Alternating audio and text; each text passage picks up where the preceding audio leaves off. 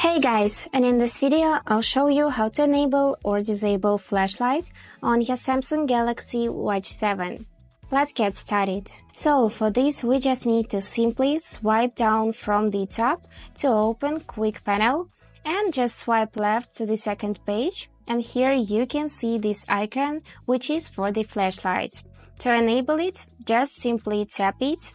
And now you can also touch screen or swipe the touch bezel to change the brightness, like this.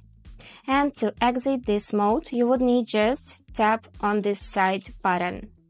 You can do just the same with the help of gestures. Let me show you. Let's swipe up to open Settings. And here we need to search for the Buttons and Gestures tab. And after this, just swipe down. And here you can see this knock feature.